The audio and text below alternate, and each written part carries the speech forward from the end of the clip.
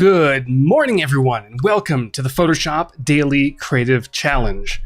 That's weird to say, considering this is the first time I'm hosting the Photoshop Daily Creative Challenge, but really excited to be here, and hope you're all doing well on this Monday morning. It's another Monday, but another opportunity to tackle the week and design and create something amazing. If you are tuning in live here on Behance, let me know in the chat who you are and where you're tuning in from. We've got Steve and Sam and General Kenobi. It's a great name. And Anika, I feel like Anika's here all the time and I still can't pronounce the name. I apologize. Biola and Susan and Megan and another Susan. We have got all the Susans in here. We've got Jack. Hey Jack, great to see you. Afrosia, Chad, Andre, Nourish. Everyone's throwing some boops in the chat. First time to see Howard out of XD. Yeah, so usually if you don't know who I am, my name's Howard Pinsky. I am a senior XD evangelist at Adobe, but as I'll show you in a moment, I started my career in Photoshop. I'll get to that in just a second. So we're gonna be running the Photoshop Daily Creative Challenge over the next 9 days. So 2 weeks, Monday to Friday this week, and then Monday to Friday next week. And you have 9 challenges in total. We'll go over all that stuff in just a moment. We've got Cheryl from Mississippi, Andrea from St. Louis, Murray from Brampton, Ontario. I grew up not too far from there. Great to see you. Awesome. From London and Algeria. I love these streams. We have people from all over the world. We've got some from Chile. Wonderful. All right, so Daily Creative Challenge, Photoshop, different but exciting. Let's go ahead and hop over to my screen and we're gonna run through this entire thing and I'm gonna explain all the fun details. All right, so if you haven't participated in the Photoshop Daily Creative Challenge yet, head on over to behance.net/challenge/Photoshop. We're going to be running this from August 23rd, which is today. We're almost at the end of August. That's crazy. This year has gone by so quickly, all the way to September 17th. Now that may seem like a long time, but the active challenges are going to be going on starting tomorrow until next Friday, and then we rerun these episodes. So those who might be beginners in Photoshop have a little bit of more time to rewatch some of the episodes and, fine tune some of their challenges, which is wonderful. I'm going to show you how to share some of that stuff in just a moment. So how does this all work? Well, every single day you're going to receive a challenge, Monday to Friday, except the first Monday, which is today, where we're going to go over the whole shindig, and I'm going to show you some tips and tricks in Photoshop to kind of get you inspired and give you a little bit of a hint at what might be coming. You can go join us in our community chat. There's a link right over here, and that will direct you to Discord. So right now we have 2,073 people online. Well, that's the XD Discord. We also have an XD Discord, and we have an Illustrator Discord as well. But in the Photoshop Discord, we have 2,403 people online. There's a lot of you. So hop in here. You can get information about the daily challenges. You can see what's new in Photoshop. I'm going to show you a few of those things in just a moment. You can check out, you can ask questions, share tips and tricks, but more importantly, if you are participating in this challenge or previous challenges, you can hop into the feedback section right over here to the left, and you can submit your work. We've got some great, look, an orca. I love that. We've got some Nemo fish or clownfish, whatever they're called. I just know them as Nemo. This is cool. So I'm assuming last week there was a challenge all about fish with, of course, Voodoo Val, who is incredible. She runs fantastic challenges. And speaking of previous challenges, you can actually scroll down on this page and you can see basically all the challenges. Like I can just keep scrolling and scrolling and scrolling and scrolling and scrolling, but we have a lot of challenges. So if you're a beginner and you want to really get guided through and get challenged on how to use Photoshop, scroll down. We've got a lot of great stuff. More people hopping on in, Frank and Susan again and Chad. Some new faces, familiar faces. Nice to see some of the people who watch my XD streams kind of hanging out in the Photoshop streams, hopefully learning something as well. So, you can watch us live. So I am live at 9 o'clock Pacific time every morning during these challenges. And then you can share your work either in Discord, like I just showed you a moment ago, or you can hop onto Behance and you can share it there with the keyword Photoshop Daily challenge. And what's cool about this is you can also browse what other people are creating using that hashtag as well. It allows us to see it, allows members of the community to see it. It is wonderful. And Norch says, I tried to scroll to the end of the list once. It was months ago and I'm still scrolling. Yeah, we have a lot of content, all completely free. Not just Photoshop, but XD and Illustrator. And we had a Premiere Daily Creative Challenge this morning. So if you're into video, definitely check that out. All right, so before we hop into Photoshop, starting tomorrow, every day, you are going to receive a new challenge. They're going to unlock on this page, and every challenge is going to be a little bit different. They don't build upon each other, but we're going to cover things like select and mask and liquefy and creating photo compositions. It's going to be a lot of fun. I'm going to show you a hint of that in just a moment. Now, I know a lot of you in the chat were kind of confused or surprised that I'm hosting a Photoshop challenge. Hey, Shauna, great to see you. Shauna, I believe, is going to be hosting the next stream with Mike Jones, so definitely check that out if you're interested in all sorts of typography stuff and design and all sorts of fun stuff. They're very talented people. So yeah, a lot of you were surprised, but you might be surprised to know that I started my career as a Photoshop instructor. So over here is my YouTube channel. Most of my content, if not all of my content now, is XD related, but if we scroll far enough, you will find some Photoshop stuff right down here. Basically from here down is all Photoshop. A lot of it's kind of old, but if you take a look here, just for fun, because we have some time, my oldest videos, 14 years ago, I started uploading Photoshop tutorials. I'm not gonna click on them because they are terrible and embarrassing, but they're there if you wanna really check them out. Now, as we're participating in these Photoshop challenges, we're gonna be using a lot of assets and images and all sorts of things. If you don't have any of your own, Adobe Stock is a fantastic resource. We also have Adobe Stock free library. So if you go to stock.adobe.com/free, we have free videos, free photos, free vectors, a bunch of different categories. So if you want something specific to use in these challenges, let's say maybe a beach, right? There they are, beaches, or sunset. And we've got some sunset. All of these are completely free, which is wonderful. You just hit that license button, it downloads to your computer, you can save it to a library, and you're good to go. So we're gonna be talking more about that as these challenges progress. Now, one more thing I wanna mention before we hop into Photoshop. Adobe Max is coming up very soon. I actually have my Max t-shirt. Well, some of it might be green, so you can't see some of it. But I'm gonna be hosting a few sessions at Adobe Max this year. Head on over to max.adobe.com. Registration is open, completely free and completely virtual this year again, which is great. We have some amazing sessions. I believe we have over 400 sessions. So if you hop into sessions at the top, you can browse through some featured sessions, and there's me. In the UI and UX section, I'm going to be hosting the What's New in Adobe XD session. We have sessions for 3D and collaboration, education, graphic design. The list goes on and on and on.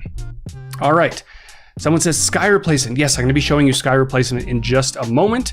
And speaking of sky replacement, we have some updates on sky replacement. But you know what? Let's go ahead and hop into Photoshop.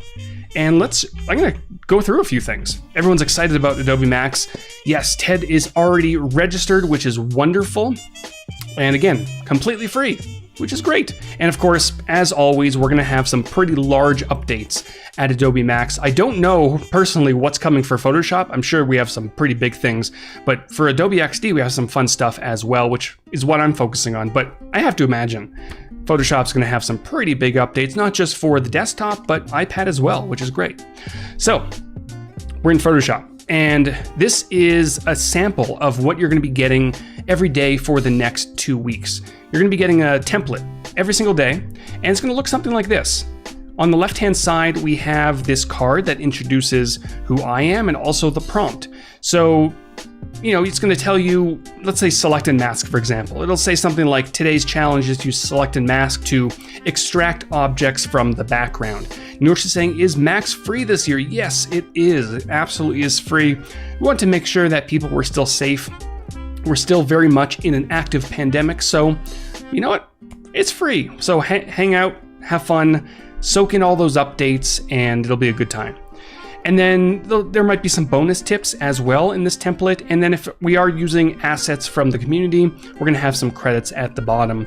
And then over to the right in all of the templates, you're going to find some practice files, which could be an image like this, or we're going to find inspiration. So if we're not going to be using practice files or existing assets, you might see some inspiration to kind of get you going and get you excited about whatever it is we're going to be creating. Chris says, your new pup is adorable. Thank you, Chris.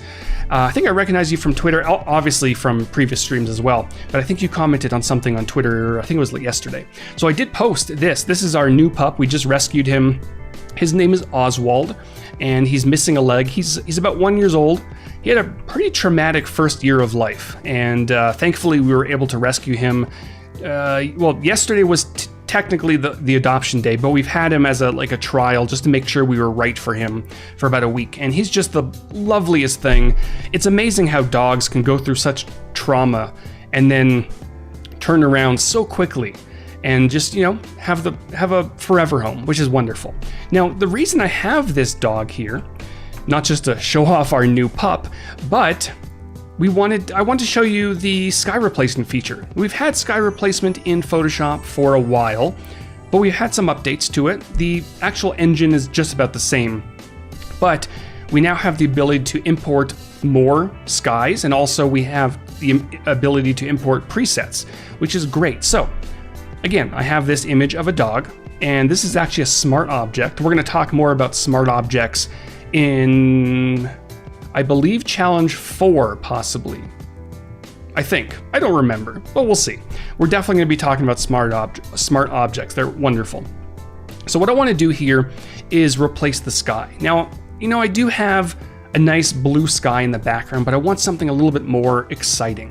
So what I can do is, with this layer selected, under the edit menu, we have our sky replacement feature. Again, it's been here for a while, but we did make some updates in the latest version of Photoshop. And if I click on the down arrow here and then the gear icon, hey Andrew, great to see you.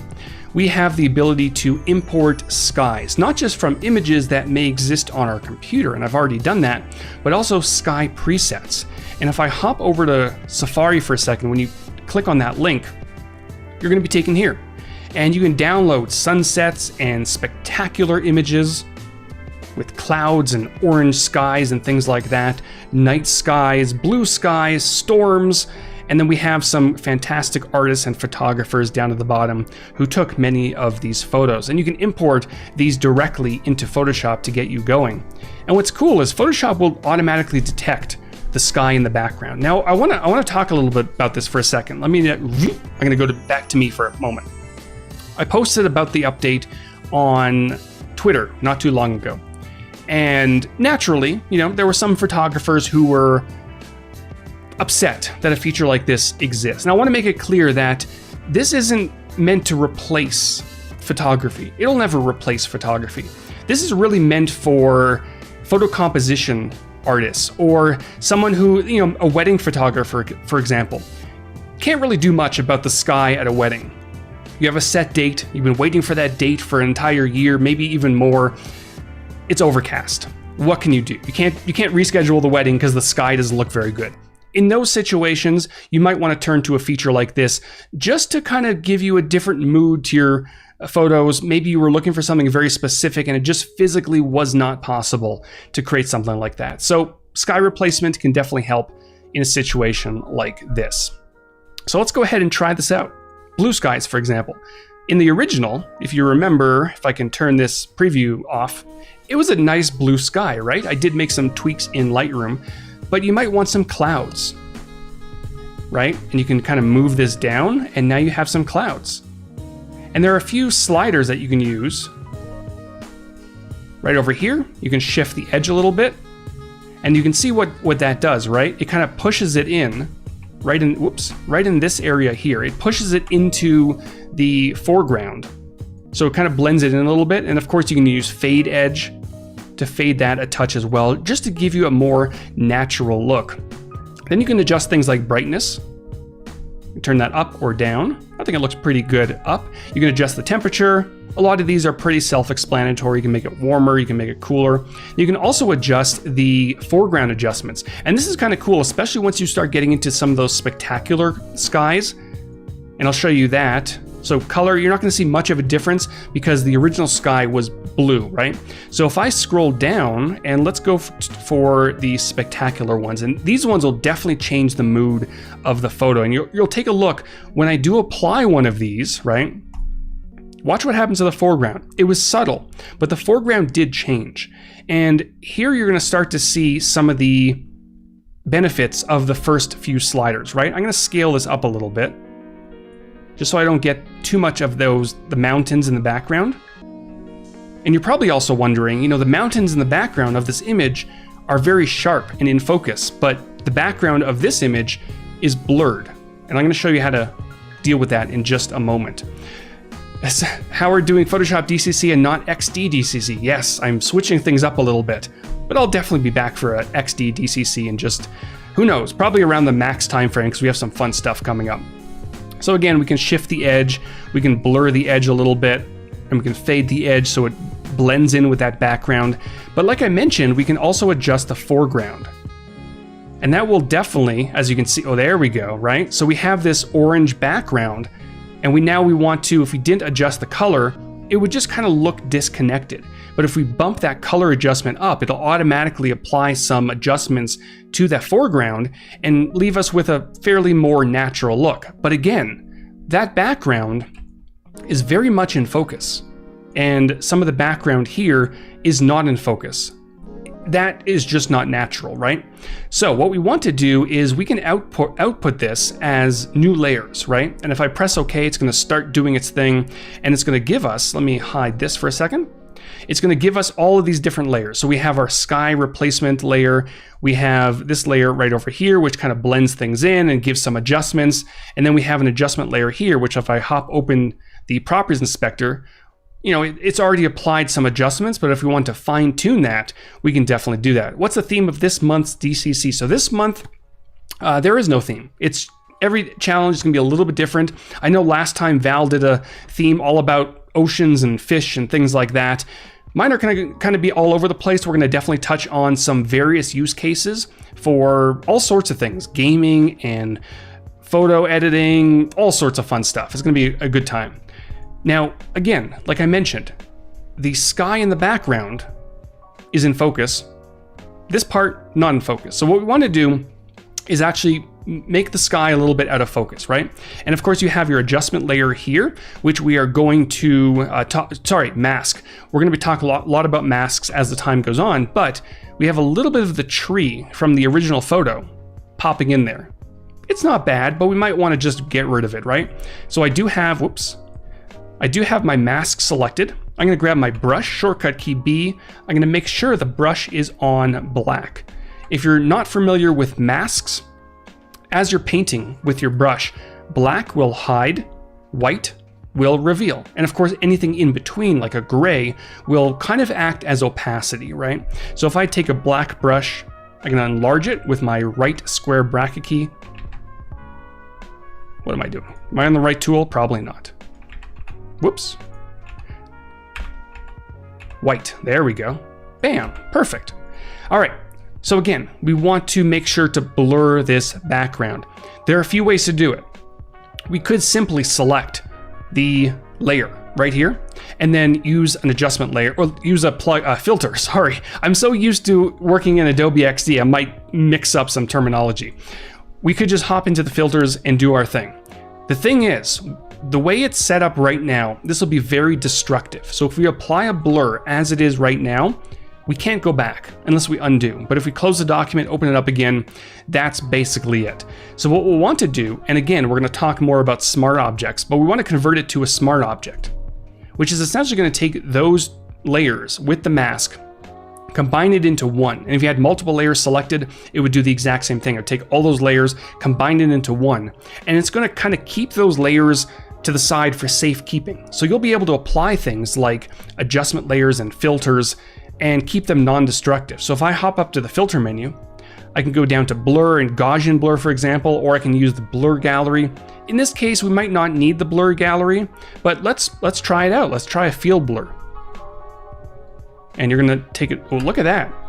Just like that, it already looks dramatically better because our background more or less now matches the blur in the foreground. And of course, I can grab this handle right over here and I can adjust the blur. I can make it less blurry. That's not bad there either. It kind of blends in really nicely. I can make it more blurry. And what I can also do, because we're in a field blur, we can actually kind of fade the blur. So if I move this little handle right to about here, and then I can add another handle maybe up at the top. This isn't the best example for this because we're working with a very small area, but this one I can blur a little bit more. Let's try about 16. And then down here at the bottom, I can blur it slightly less, right? So it's gonna fade. So it'll go from 4 to 16. And of course, if we had more space, it would blur really nicely. I'm gonna blur this a touch more. And I probably don't need this one. Delete that. There we go, and that looks pretty good. So I'm gonna go ahead and apply this by pressing OK at the top. And what you're gonna notice inside of the layers panel, we now have a smart filter attached to our original layer, which is again, a smart object. So completely non-destructive. Anytime in the future, if I want to make changes to this, I simply double click and then I can make my changes, right? Hey Sam, great to see you. Love seeing you, what did Sam say? I love seeing you on Photoshop where it all started. Indeed, like I explained at the beginning, I started my career teaching Photoshop and we've returned full circle, which is fun. It's nice to kind of revisit that from time to time. So again, that is sky replacement. Very quick overview of that in Photoshop. Another feature I wanted to touch on, here's the dog as well, but here's a weird photo of me. I hate taking photos of me. I'm not very photogenic, but the reason I brought this up is because we have the neural filters. I believe that was released possibly at last Adobe Max. I don't remember the timeline exactly, but these are getting fun. And you know, when it first came out, it was in beta. There are still some in beta, as you can see down at the bottom, but there's a lot you can do with these neural filters. Of course, you can smooth some skin. So if I turn this on, let me zoom on in here, right? You may have seen, if I hold down, press that, right? There's the before and the after. It did an okay job. And of course you can fine tune it over here to the right. Style transfers. But what's kind of cool is we have these smart portraits, which really lets you go crazy with some of this stuff. So I'm gonna turn this on. And you know, a lot of people when I take photos, they're like, why aren't you smiling? One, I don't like my smile, but we can kind of make me smile, right? It's probably not going to look completely natural all the time, but these neural filters are getting better and better with every release. So if I go ahead and turn happiness on, and I'm going to go ahead and crank up this slide. You know what? Let's go ahead and go to 50, right? Fairy says skin smooth. No. Yeah, I mean, personally, I'm not a big fan of skin smoothing, but I know a lot of people in the beauty industry and you know, just people in general. Some people like to smooth out their skin a touch. So something like that is there. There are obviously many ways to do it. God, that's terrifying. But with, you know, with some fine tuning, you can take someone who's not smiling and make them smile. Let's turn up surprise and see what that does. In general, these are definitely fun filters to use. In some cases, they'll get you a pretty good result, but you know, let's turn these off. Let's actually explore some facial age. I'm gonna crank that up. I'm gonna make me look much older. Oh my gosh, okay, let's thicken out my hair. I don't know why we're doing this. We're not gonna be touching on neural filters during these challenges, so we're gonna be having some fun. I can change my head direction if I want to. And all of these are running in the cloud, which is why some of them take a little bit longer to apply. We can control light direction. We can, you know, move my eyes off to the side. Neural filters are a lot of fun, and depending, oh my gosh. Now I'm just looking shady. Depending on the images that you're using, you'll definitely get better results. Depth blur is kind of fun. If you want the background a little bit more blurred, it's gonna recognize the subject in the foreground, and it's going to blur the background. As you can see up here, it is processing in the cloud right now. So it's using image detection and subject detection, things like that. And it's going to, in just a moment, hopefully, it's going to blur out the background. And then down here at the bottom, you can control focal distance and things like that. In this case, it doesn't look like it did a very good job, but in general, it works pretty well. So, I don't know. If you want a fun challenge before the actual challenges start tomorrow, hop into the neural filters. Neural filters. I don't know why, but it's a weird word to pronounce. Maybe I just can't say things properly. Take your photos, hop them in. I don't even know. I'm just gonna play around with this. Pop them in Photoshop, apply some neural filters. I'd love to see it. Tweet. I don't know. I don't even know. We're definitely not going to cover this during the challenges, but it's fun, right? And if you fine tune it, you can get some actually good results. Tweet it at me, at Pinsky. I'd love to see your crazy results. And that is going to just about do it. So again, tomorrow, challenge number 1, behance.net/challenge/Photoshop. It's going to unlock right here sometime in the morning before the stream, and then during the stream at 9 o'clock Pacific time, we're going to be covering all this good stuff. I'm going to walk you through the process. Great for beginners, and hopefully you'll learn something along the way. So that is just about going to do it. Big thank you to everyone who has tuned in. Sam and Stony and Bliss and Nourish and Susan and Bruce, Afrosia, Andre, Lena, Christy. Great to see you all. I'm going to be back tomorrow with challenge number 1, the official first challenge. Stick around. Shauna Lynn and Mike Jones is coming up to talk all about typography and graphic design and vintage inspired Southern typography. That's going to be a lot of fun. Thanks again, everyone, and I'll see you all next time.